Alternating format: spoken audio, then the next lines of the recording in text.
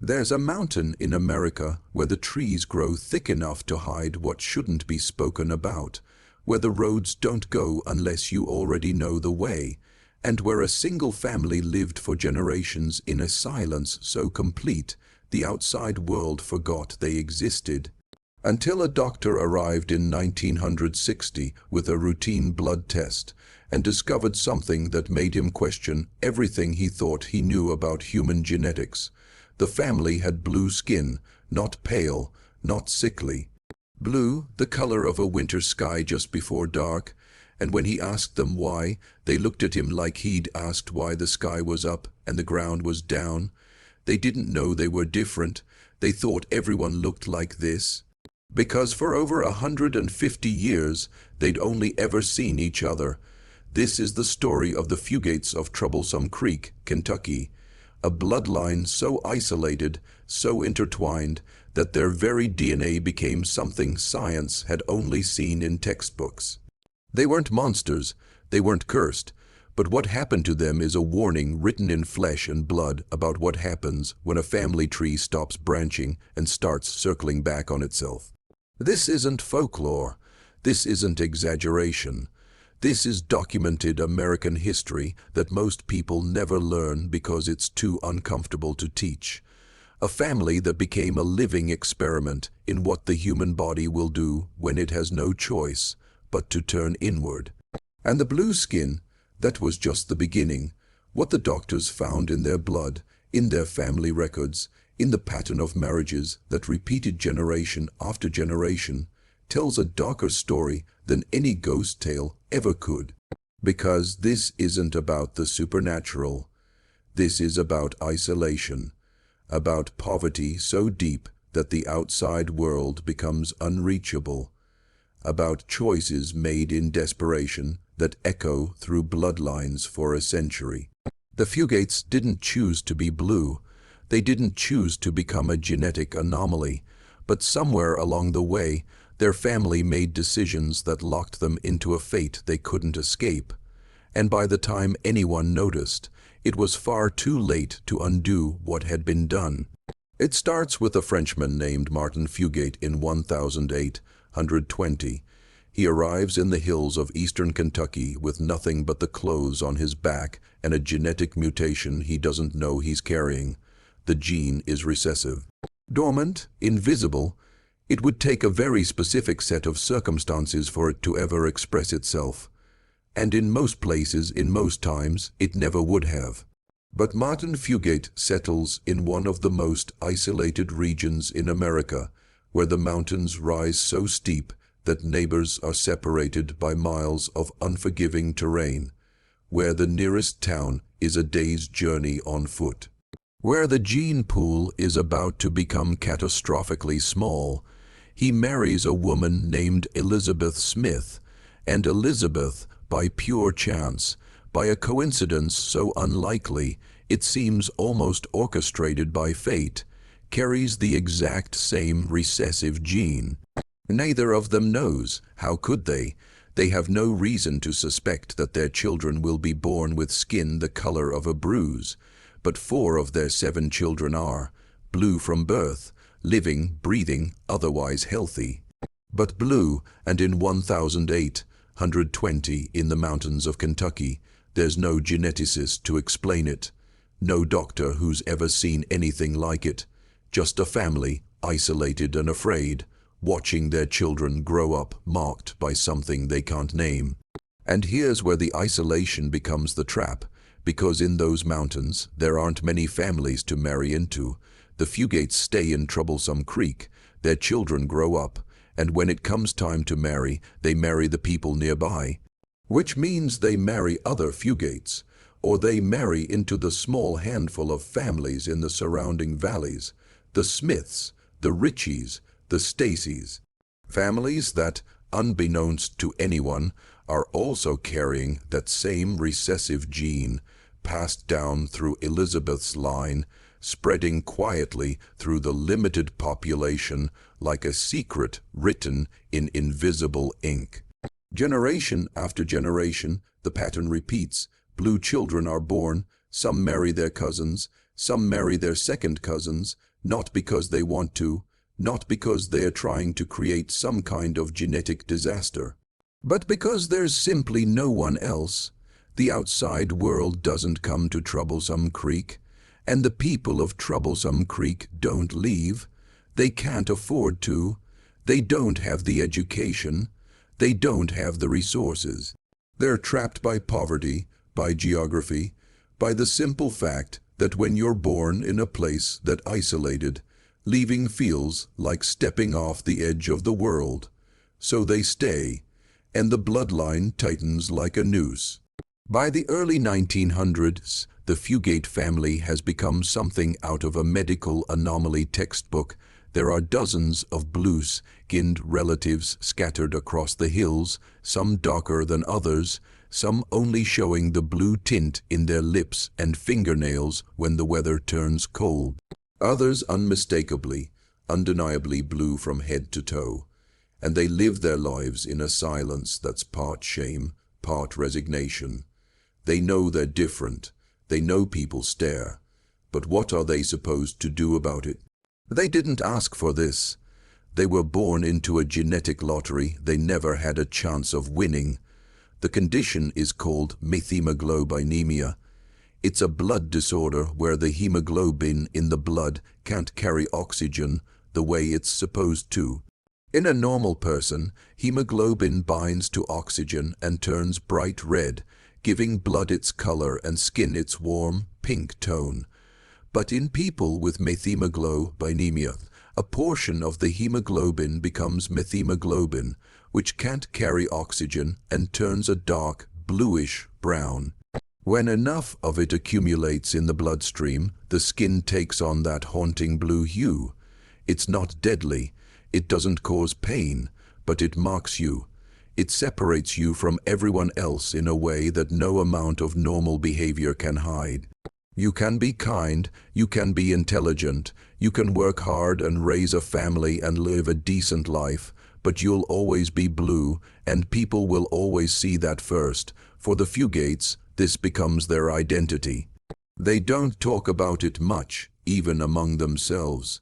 It's just the way things are, the way things have always been. Children grow up seeing their parents, their siblings, their cousins with that same eerie complexion, and it becomes normal. It's only when an outsider arrives, when someone from beyond the mountains sees them for the first time, that the horror of it registers, the shock in a stranger's eyes, the whispered questions, the rumors that start to spread in nearby towns about the blue people living up in the hills. Stories that get exaggerated, twisted, turned into folklore. Some people say they're witches. Some say they're inbred monsters. Some say they're cursed by God. None of it is true. But the truth is almost harder to believe. Because the truth is that this is what happens when a population becomes too small, too isolated, too cut off from genetic diversity.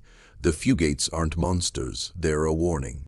A living, breathing demonstration of what the human body will do when the same genes keep colliding with each other, generation after generation, with no new genetic material to dilute the damage, and the blue skin is just the visible part. What you can't see is the slow accumulation of other recessive traits, the increased risk of genetic disorders, the narrowing of the family tree until it's barely a tree at all, just a single twisted branch growing back into itself. In 1960, a hematologist named Madison Cowan arrives in the area. He's heard the stories, the whispers about blue people in the hills, and like any scientist, he's skeptical. He assumes it's exaggeration. Folklore, the kind of tall tale that grows in isolated communities where superstition fills the gaps left by education. But then he meets them, and the stories aren't exaggerated at all. If anything, they understate the reality. He meets a woman named Luna Fugate Stacy, born in 1906, who is so blue that her skin looks like it belongs in a morgue. But she's alive, healthy even by most measures. She's raised 13 children. She's lived her entire life with skin the color of a fading twilight, and she has no idea why. Cowan takes blood samples, he runs tests, and what he discovers is both fascinating and heartbreaking. The Fugates carry a rare recessive gene that causes their bodies to produce an enzyme deficiency. Specifically, they lack the enzyme diaphorase, which normally converts methemoglobin back into regular hemoglobin. Without it, methemoglobin builds up in the blood, and the blue color becomes permanent. It's a condition so rare that most doctors will never see a case in their entire careers. But here, in this one isolated family, it's everywhere, because the same genetic mutation has been passed down, reinforced, doubled, and tripled through generations of intermarriage. The family tree isn't just small, it's recursively small, cousins marrying cousins, entire branches of the family sharing not just grandparents, but great-grandparents, great-great-grandparents, all the way back to Martin and Elizabeth Fugate. Corinne develops a treatment, a simple injection of methylene blue, a chemical dye that helps convert methemoglobin back to normal hemoglobin. Within minutes of the injection, the blue color fades, skin turns pink. For the first time in their lives, some of the Fugates see themselves without the mark that has defined them since birth. Some of them are relieved, some are unsettled, because for so long, being blue has been the only thing that made sense. It's been the family trait, the shared burden, the thing that tied them together, and now suddenly it can be erased with a needle, as if all that shame, all that isolation, all those generations of genetic inevitability could be undone in an afternoon. But here's the thing that haunts the story. The treatment doesn't change the gene. It only masks the symptom. The Fugates are still carriers. Their children can still be born blue. And the deeper problem, the one that no injection can fix, is still there. The gene pool is still too small. The family tree is still too tangled. And even as the world begins to open up, even as roads are built and schools are established and the isolation begins to break down, the damage has already been done. You can't undo 150 years of genetic compression. You can't reverse the choices made by people who had no other options. The Fugates are marked, not just by their skin, but by their history.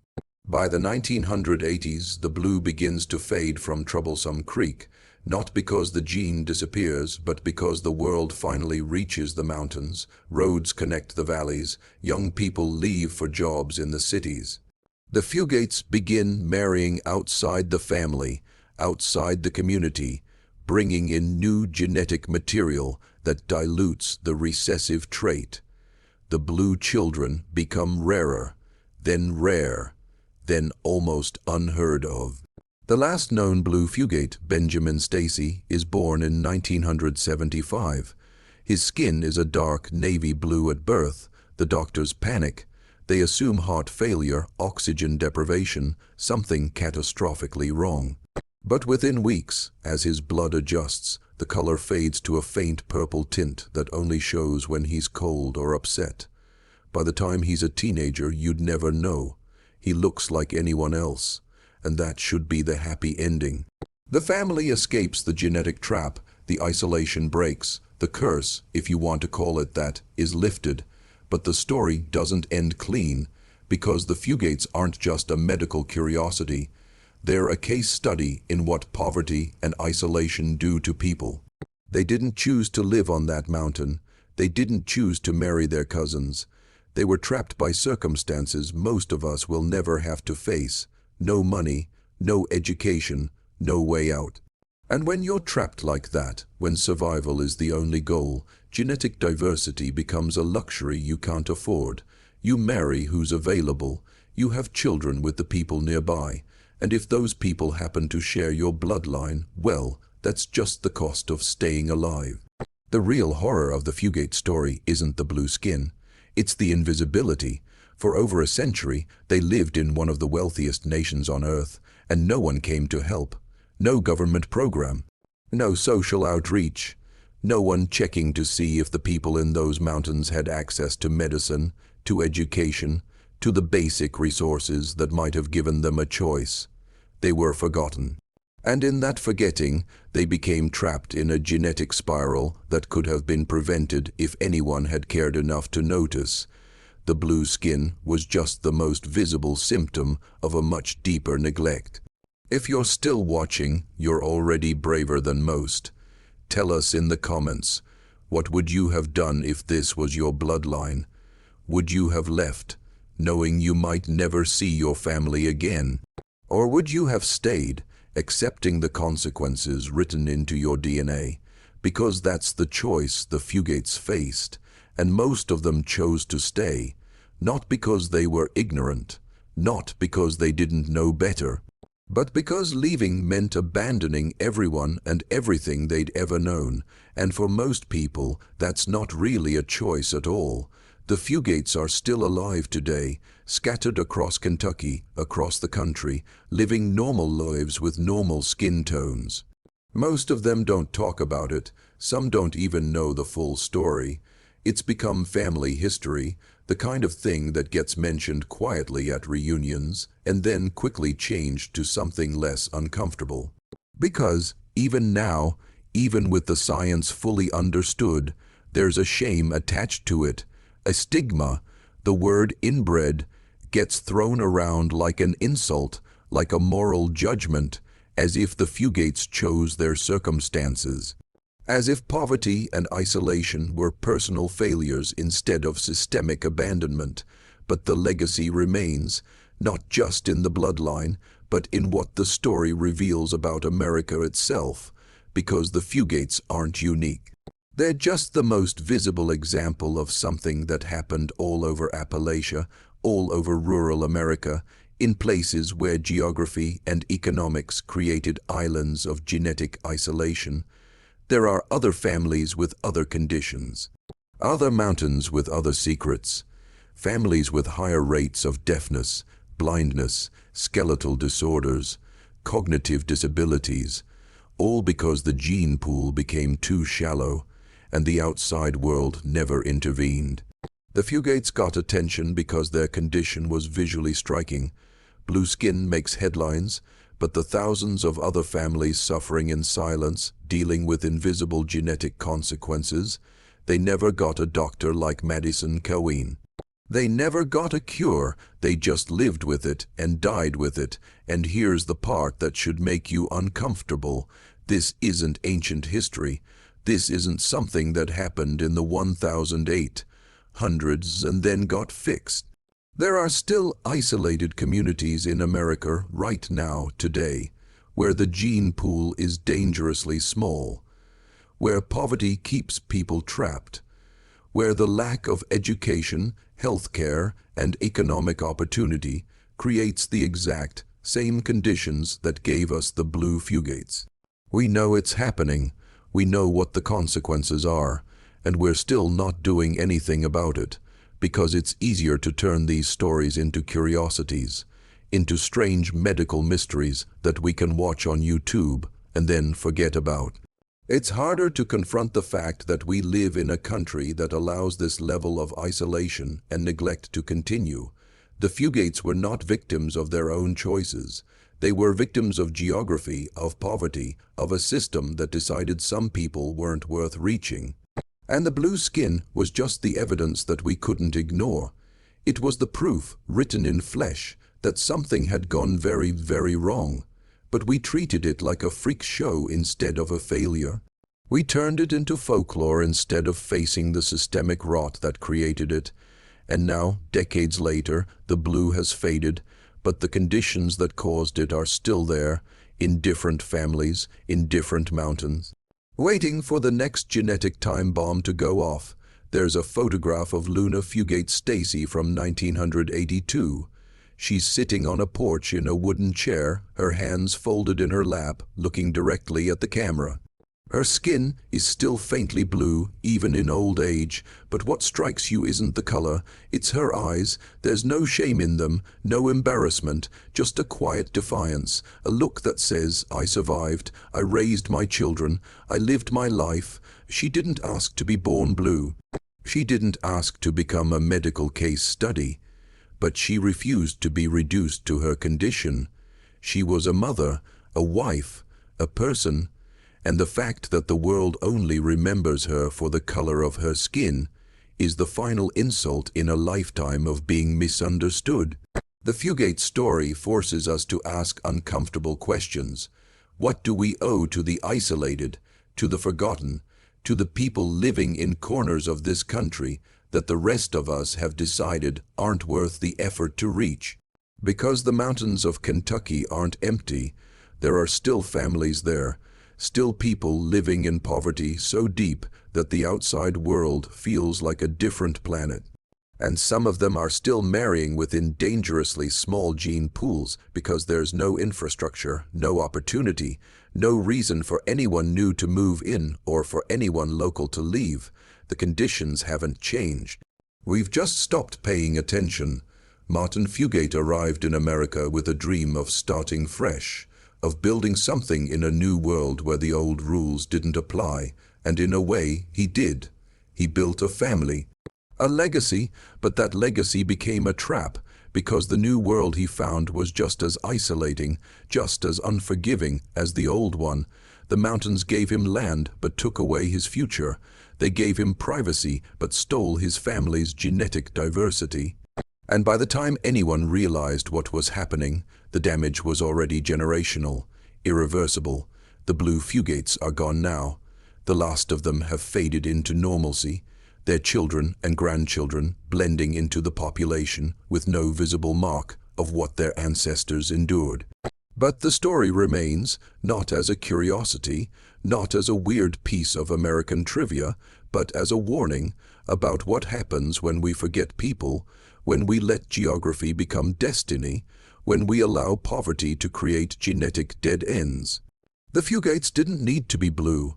They needed roads. They needed schools.